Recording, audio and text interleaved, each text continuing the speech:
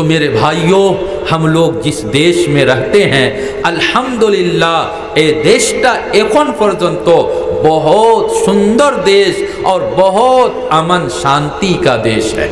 آج بھی جتنا ہندو بھائی ہے 100% ہندو، یہ ہمارا اور آپ کا شترو اور دشمن نہیں ہے۔ 5% 10% ایسا ہوگا جو تھوڑا سا فرقہ پرست ہے، ہندو مسلم کا سیاست کر کے اور وہ ڈیوائیڈ کر کے اور اس دیش کو بدنام کر رہے ہیں۔ باقی 90% ہندو آدمی بہت سے مسلمان سے بھی بیشی شانتی پسند کرتا ہے۔ تو ہمارا اور آپ کا یہ دیش آزاد دیش، اور اس دیش میں ہم لوگ شانتی سے رہ رہے ہیں۔ جب ہم اپنے لیے دعا کریں اے اللہ ہمار کاروبارটা বেশি করিয়া দোক্কা، اے اللہ ہمارا انکم آپ بیشی کر دیجئے، اسی ٹائم میں یہ بھی دعا کرنا ہے اے اللہ ہمار اے دیش کے خوب বেশি বেশি ترقی دان کرو، اے اللہ ہمار دیشের خوب সুন্দর হিসাবে آپ اس کی حفاظت بھی کیجئے اور اس کو ترقی بھی دیجئے۔ ہم اور آپ اس ملک میں اس دیش میں رہتے ہیں آزادی کے ساتھ، کونو تکلیف نہ ہے، کونو کشٹ نہ ہے، مدرسہ بھی چلا رہے ہیں، مکتب بھی چلا رہے ہیں۔ نہیں تو آپ ہسٹری اٹھا کر دیکھو، اتہاس کو اٹھا کر دیکھو، تاریخ کو اٹھا کر دیکھو۔ جب راشیا نے مسلم کنٹری پر آکرمن کیا اور کوئی ایک مسلم کنٹری راشیا نے وہاں پر اپنا حکومت بنایا، جیسے تاجکستان، قزاقستان، ازبکستان، یہ سب جو ملک ہے جہاں بڑے بڑے محدثین، حضرت امام بخاری رحمۃ اللہ علیہ جہاں کے رہنے والے، امام ترمذی رحمۃ اللہ علیہ جس علاقے کے رہنے والے، بڑوں بڑوں محدثین کرام، جب راشیا نے آکرمن کر کے اور اس کو اپنے کنٹرول میں لیا تو راشیا یہ کمیونسٹوں کا حکومت، اور کمیونسٹ لوگ یہ بے دین ہوتے ہیں، دین کے ساتھ اس کا کوئی تعلق اور سمپرک نہیں ہوتا ہے، اس کے یہاں مذہب اور دھرم کچھ نہیں ہے۔ تو یہاں کے مسلمانوں پر بینڈ لگا دیا، پابندی لگا دی کہ کوئی آدمی قرآن نہیں پڑھ سکتا، مسجد میں تالا لوک کر دیا، کوئی جا کر مسجد میں نماز نہیں پڑھ سکتا، کوئی داڑھی نہیں رکھ سکتا۔ اس طرح سے حجاب پر، پردے پر بینڈ لگایا اور مسلمانوں کے لیے دینی شکھا حاصل کرنا مشکل ہو گیا۔ مسلمان بڑو کشٹر بھیترے، کنتو جے زمانت کوئی ایک بچھر پورے جب یہ دیش آزاد ہوا، دیش آزاد ہوا تو ایک دیش کے، ایک ملک اور ایک کنٹری کے پرائے 20 جن مسلمان دلی نظام الدین مرکز میں آئے۔ اے دیشر سب تکی بڑو مفتی صاحب وہ بھی آئے، اور 19 جن اور بھی دوسرے لوگ آئے۔ حضرت جی مولانا انعام الحسن صاحب رحمت اللہ علیہ زمانہ طرح طرح آئیا کوئی سن کہ حضرت آپ لوگ جس دیش میں، جس کنٹری میں رہتے ہیں، یہ ہندوستان، یہاں تو میکسیمم، یہاں کا میجورٹی غیر مسلم لوگ ہے، اے دیشر بھیترے آپ لوگ دین کا کام کیسے کرتے ہیں، مسجد اور مدرسہ کا کام کیسے کرتے ہیں؟ یہ کام دیکھنے کے لیے اور سیکھنے کے لیے ہم لوگ اپنے ملک سے یہاں آئے ہیں۔ تو حضرت مولانا انعام الحسن صاحب رحمت اللہ علیہ نے مولانا خلیل الرحمن سجاد نعمانی صاحب تین ابو زندہ آسون ان کو بلایا اور بلا کر کہا کہ ان لوگوں کو بڑا بڑا مدرسہ اور بڑا بڑا جو تبلیغ کا مرکز ہے وہاں لے کر جاؤ اور ان کو بتاؤ کہ یہاں اسلام کا کام مسلمان لوگ کیسے کرتے ہیں، کی رقم اوئی دیشر بھیترے ہمارا اسلامر کاج کوریئر، یہ آپ ان لوگوں کو بتاؤ۔ حضرت مولانا سجاد نعمانی صاحب دامت برکاتہم نے بیان کیا کہ وہ جو لوگ آئے تھے তারা 20 জনের ভিতরে একটা নওজুবক, বেশ থেকে বেশ 18 বছর বা 20 বছর বয়স, और खूब सुंदर मानुष, और कुरान पढ़ता था इतना अच्छा, बहुत मधुर सुर दिया হে কোরআন তেলাওয়াত করতো। মৌলানা হইসন কে হুজুর হজরত মুফতি সাহাব আপনার দেশের ভিতরে তো কোরআন পড়ার इजाजत हासिल ना, कुरान पढ़ना तो बहुत बड़ा जुर्म का काम था। जो कुरान पढ़ता था, किसी के बारी में कुरान मिलता था तो उसको पकड़ के जेल में डाल दिया जाता था। तो ये 15 साल 16 साल का लड़का ये कुरान का हाफिज कैसे हुआ, ये कुरान इतना सुंदर कैसे पाठ करता है। मुसलमानों, ये जो मदरसे हैं जिसकी हम और आप कदर नहीं करते, जिन मदरसों की हम इज्जत और सम्मान नहीं करते, याद रखो कि अमरार देशेर भितरे मदारिस अमरार लगी कत बड़ो नेमत। उस देश के जो मुफ्ती साहब थे, हाँ, मुफ्तियुल ममलका, पूरा देशेर मुफ्ती आज़म ताइन खोइला के हजरत ये प्रश्नों करके अल्लाह के वास्ते अमरार ऊपरे जे जुकटा गेसे और जो मुसीबत हम लोगों का चला गया वो मुसीबत हमको याद न दिलाइए।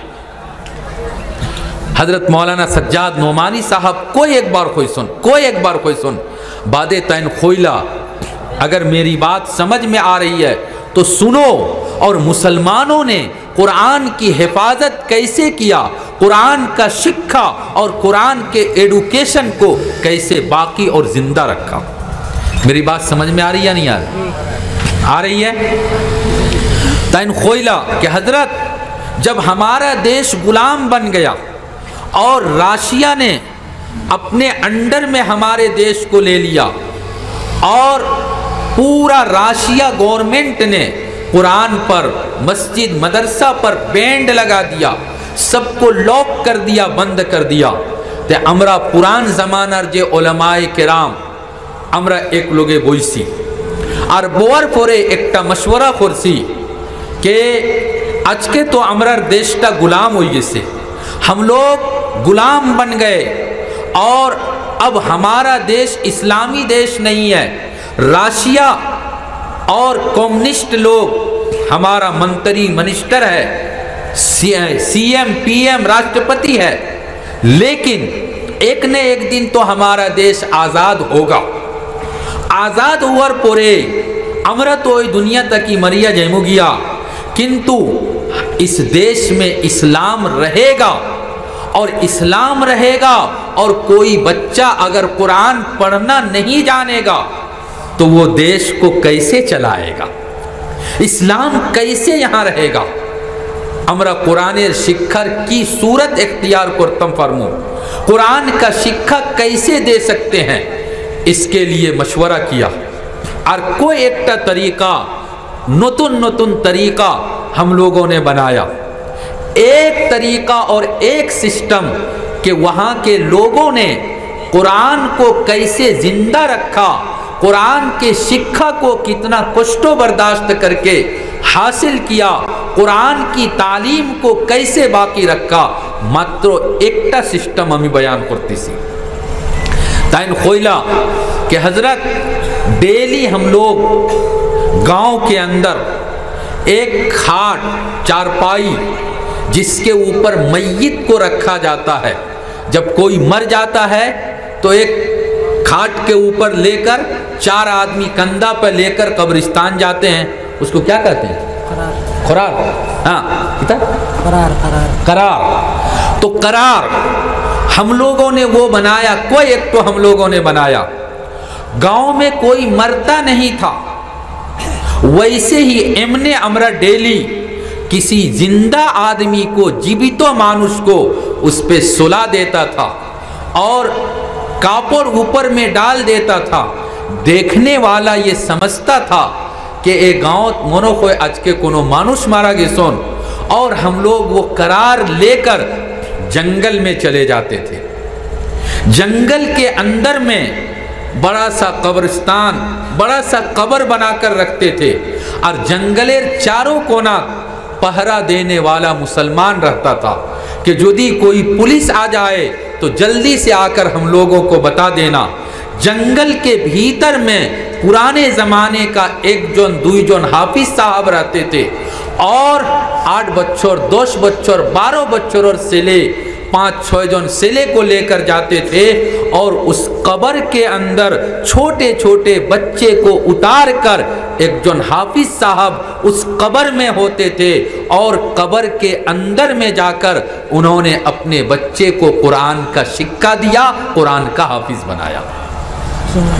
इतना कष्ट बर्दाश्त करके कुरान का शिक्षा दिया, कुरान को जिंदा रखा। इसलिए जब वो देश आज़ाद हुआ तो आज़ाद होने के साथ साथ में अल्हम्दुलिल्लाह दावत और तबलीग का काम भी हो रहा है, मस्जिद और मदरसे का भी काम हो रहा है।